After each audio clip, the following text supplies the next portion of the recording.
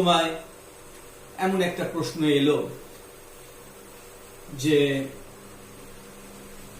একটি নিরেট গোলক তার বক্রতলের বা সমগ্রতলের ক্ষেত্রফল 5544 বর্গ সেমি।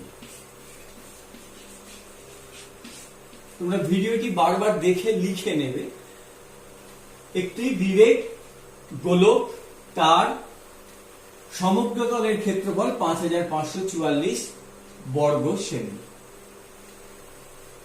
তাহলে গোলকটির আয়তন নির্ণয় করো। কি করে করব? আমরা আগেই ধরে নেব যে গোলকটির ব্যাসার্ধের দৈর্ঘ্য স্মল আর একক। গোলকটির ব্যাসার্ধের দৈর্ঘ্য স্মল আর একক, এইটা বলে দেওয়া আছে গোলকের সমগ্র তলের ক্ষেত্রফল। সুতরাং আমরা বলতে পারি 4πr² সমান 5544। এটা লিখতে পারি। আর তোমাকে প্রশ্ন করা হয়েছে গোলকটির আয়তন কত, এটা নির্ণয় করো। এখন আমরা জানি গোলকের আয়তন 4√3πr³ ঘন একক। এইটা কত তোমাকে বের করতে হবে। তোমাকে বলা আছে 4πr² সমান 5544, 4√3πr³ সমান কত হবে।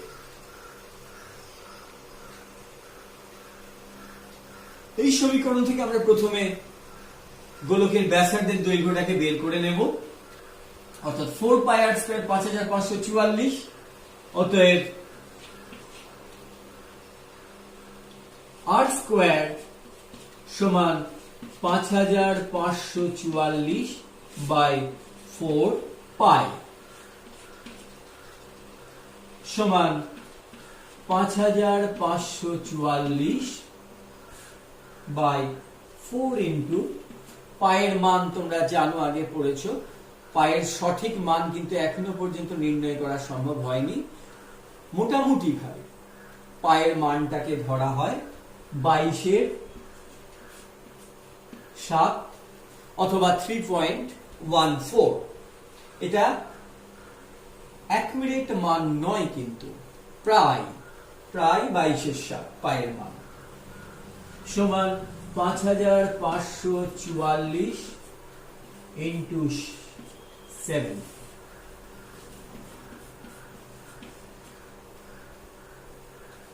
সমান, আমরা যদি লবকে আর হরকে 11 দিয়ে ভাগ করে দিই, এটাকে 11 দিয়ে ভাগ করলে 504, 7টা রেখে গেলাম। 22কে 11 দিয়ে ভাগ করলে 2। এবার 504 আর 2, 504কে 2 দিয়ে যদি ভাগ করে দিই তাহলে হবে 252 ইন্টু 7/4। 252কে 4 দিয়ে ভাগ করলে 63। তাহলে পাচ্ছি r² সমান 63 ইন্টু 7। আমাকে আর বের করতে হবে, তাহলে এটাকে লিখি 9 ইন্টু 7 ইন্টু 7। 9 ইন্টু 7 63। 9 কে লেখা যায় 3² 7²। r² সমান 3² ইন্টু 7², অতএব r সমান 3 ইন্টু 7 21। অর্থাৎ গোলকটির ব্যাসার্ধের দৈর্ঘ্য 21 সেমি। এটা যেহেতু বর্গ সেমি দেওয়া ছিল বক্রতলের ক্ষেত্রফল, সুতরাং ব্যাসার্ধ হবে 21 সেমি। আর পেয়ে গেলাম, তাহলে এখান থেকে আমি গোলকটির আয়তন পেয়ে যাব 4√3πr³ সমান কত হবে। আমি এখানে লিখছি 4√3πr³। আমি হিসাবের সুবিধার জন্য এটাকে এইভাবে লিখতে পারি 4πr² আর কিউব ছিল, আমি একটা আর লিখেছি, আর একটা আর লিখে দিলাম, আর এই 3টা নিচে লিখে দিলাম। এই 4πr² এর মানটা তোমার জানা আছে, 5544 ইন্টু আর এর মান আমরা এইমাত্র পেলাম 21, তাহলে 21/3 অর্থাৎ 5544 ইন্টু 21কে 3 দিয়ে ভাগ করলে 7, এটা গুণ করে দেব, 4 7 গুণ করলে 28,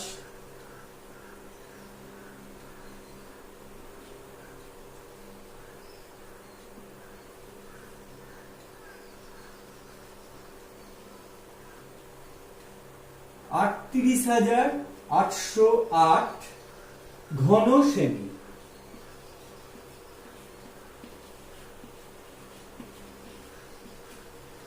অর্থাৎ বেরোলো গোলকটির আয়তন 38,808 ঘন সেমি।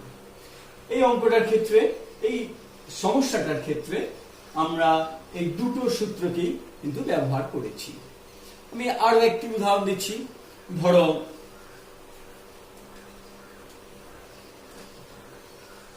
বলা হলো একটি নিরেট অর্ধগোলক, তার আয়তনের সাংখ্যমান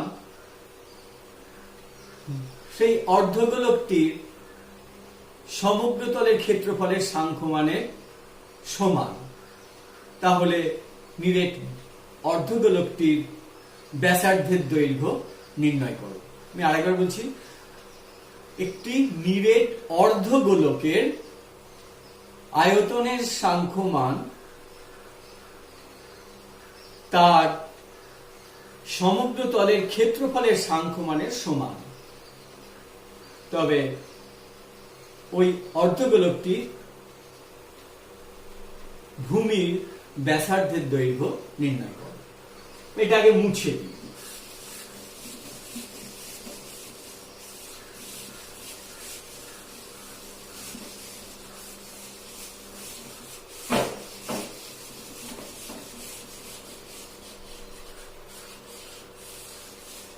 এই যে অর্ধগোলকটা আমরা দেখেছি, এই অর্ধগোলকে ধরে নিলাম ব্যাসার্ধ অর্থাৎ ভূমির ব্যাসার্ধের দৈর্ঘ্য আর একক ধরে নিলাম।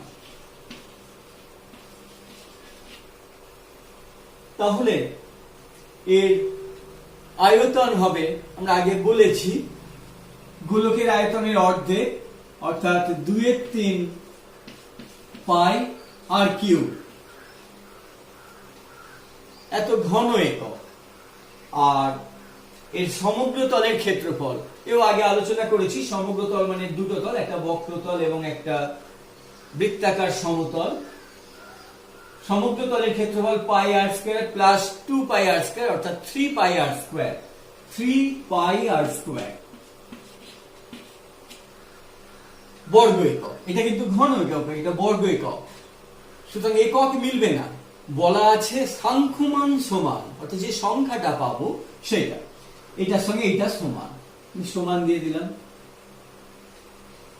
এখান থেকে তোমাকে আর স্মল আর কত বের করতে হবে। এপাশে পাই আছে, এখানেও পাই আছে, এদিকে আর কিউব, এখানে r²।